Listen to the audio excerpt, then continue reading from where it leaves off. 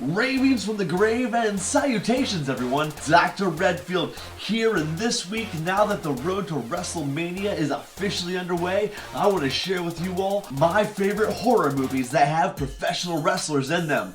Like a bionic elbow from the top rope, these horror movies are guaranteed to rot your brains. Wow, isn't that the American dream? Maybe even an American nightmare.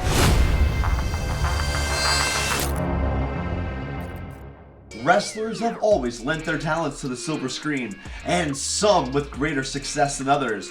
Terry Hulk Hogan, Andre the Giant, David Arquette. I'm gonna take back that last one. Good call. Right now, the world of wrestling is hotter than ever, and this is due to the stories being told. Hashtag we want Cody, hashtag Cody Crybabies, and the always classic, hashtag Dusty Zombie. I support a Dusty Rhodes zombie. I knew you would. You see, I believe that the escapism of horror movies and the escapism of pro wrestling share the same shock and awe and showmanship and blood. These blockbusters that I'm about to share with you are no Oscar-winning movies, but I promise you brains will rot and heads will roll. So let's ring the bell and cue those theme songs, because the top 10 horror movies with professional wrestlers tags in now.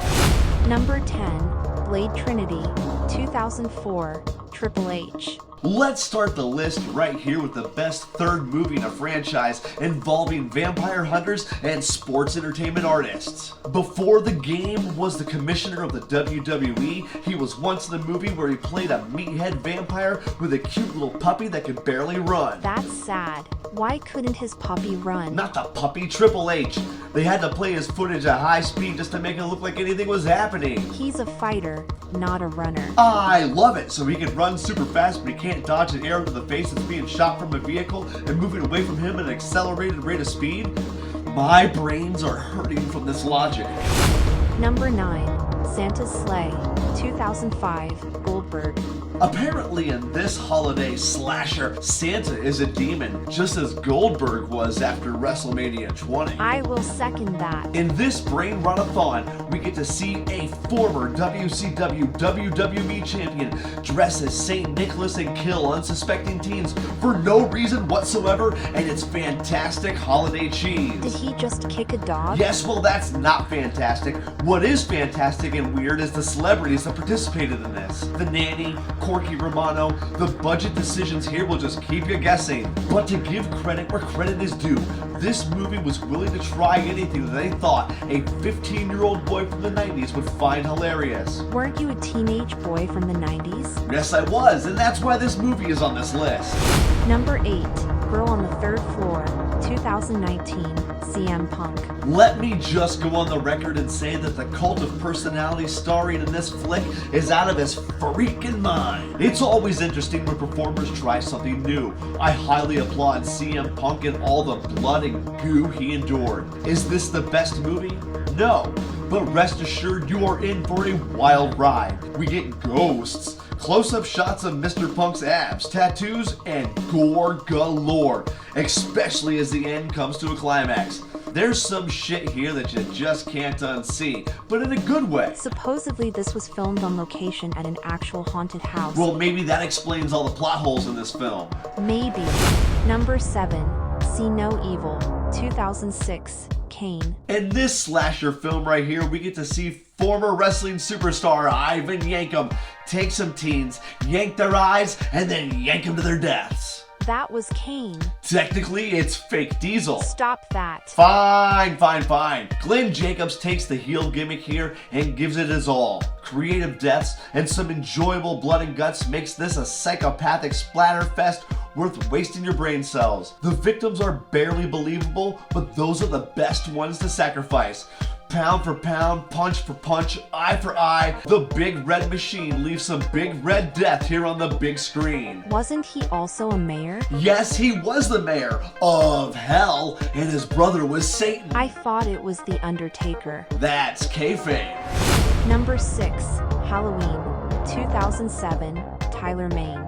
Rob Zombie loves wrestling. Have you seen El Super Beasto? Well, before that, he had WCW's one and only Big Sky don the mask of a monster. His tall, dark, and imposing figure lent well to bringing Michael Myers to life again?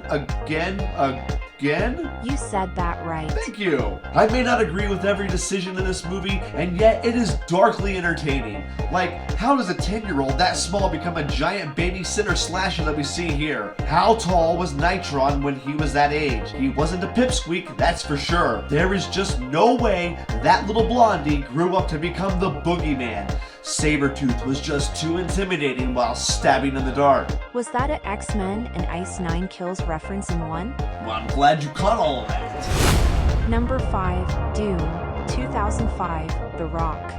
The most electrifying man in sports entertainment stars in the most unelectrifying horror movie based on a video game from the early 2000s. I thought you liked this feature. Oh, I did. Let me explain. This is a decent sci-fi intergalactic blast 'em away, beat 'em up creature feature. It's a bloody good time. But as a movie that was supposed to be about the beloved demonic space adventure video game Doom, it was shit. Thank you for clarifying. You're welcome.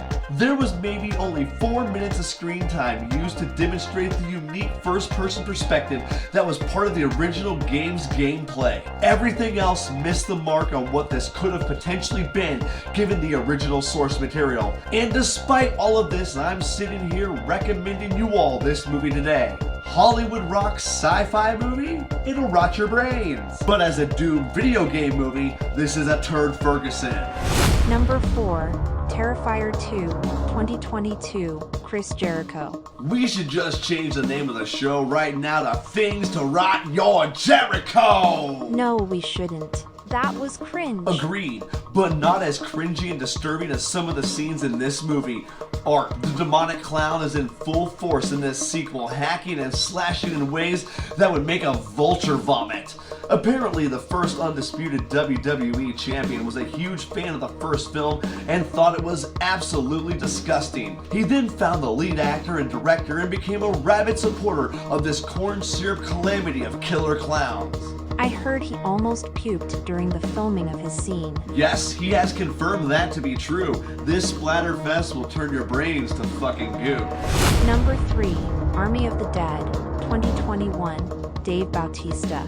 In this second zombie movie by Zack Snyder, we get to see bank robbers, zombies, Dave Bautista, zombie tigers, and Dave Bautista's friends all come together for a heist movie like some others. From his time in wrestling and acting, the Beast has made some interesting choices as an artist and performer. I support his body of work and I thoroughly enjoy his character here. Was this the smartest movie ever? No, it was not. But it brought the zombie carnage, almost making its own zombie mythos in the process. Can we agree that his character's daughter was an idiot?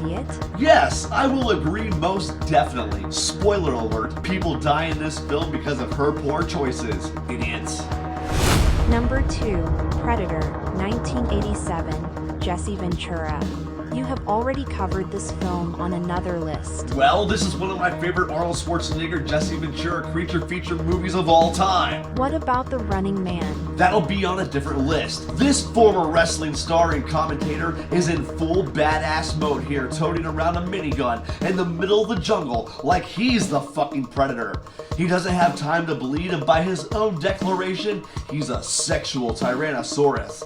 If you haven't seen this muscled up sci-fi machine gun blasting romp in the woods with more governors than any alien can handle, you are truly missing out. For real though, who would win in a fight between Jesse Ventura and Carl Weathers? Let me know in the comments below. Captain Freedom, honorable mentions, Psych. Now, this isn't a movie, and technically it's horror adjacent, but I promise you it's worthy of gray matter leakage. This series is about a man who solves crimes as a psychic detective for the Santa Barbara Police Department with his best friend. Episodes will sometimes be based on or directly reference different horror movies, moments, and cliches. They have also had their fair share of wrestling talent guest stars. Making cameos here were The Miz, John Cena, Charlotte Flair, Nikki Bella, Brie Bella, Mickey James, Paul the Big Show White, and last but not least, Stacy Keebler. Sean and Gus once hosted an episode of Monday Night Raw. Well, technically, Gus and John Cena did. Number 1, They Live, 1998, Roddy Piper. Again, you have already covered this movie. And again, I don't care. We could be pets, we could be food, but all we really are is livestock. You don't need to quote the movie to me. You're probably right.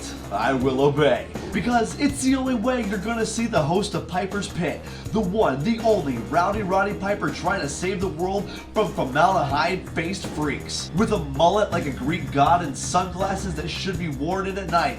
This is the only movie on the list where we get to see an actual street fight suplex in an alleyway that both men get up and walk away from. So do you want to say it with me? Do I want to say what? Oh, come on, you know. Fine. All right, on 3. 1, 2, 3. I've I've come here to chew bubble gum and kick some ass, but I'm all all out of gum. See, that was fun, wasn't it? I feel like you needed that more than me. The top 10 horror movies with wrestlers to rot your brains. And with a 1, 2, 3, this concludes my list for the week. Now I know there was some obvious ones that did not appear here, but I did that on purpose. Let me know in the comments below if you've seen these horror movies or if you just want to discuss wrestling or horror in general. I will not tap out. Please be sure to like and subscribe to join us for more explorations of insanity. And because she said the word insanity, that's our time for this week. As always, I'm Dr. Redfield with Ripley, reminding you to play and slay and play until dead. So Ripley, who's your favorite wrestler? Either Cactus Jack or Mankind. It's a shame they never wrestled each other. That's gonna be like watching Batman fight Bruce Wayne. Ha.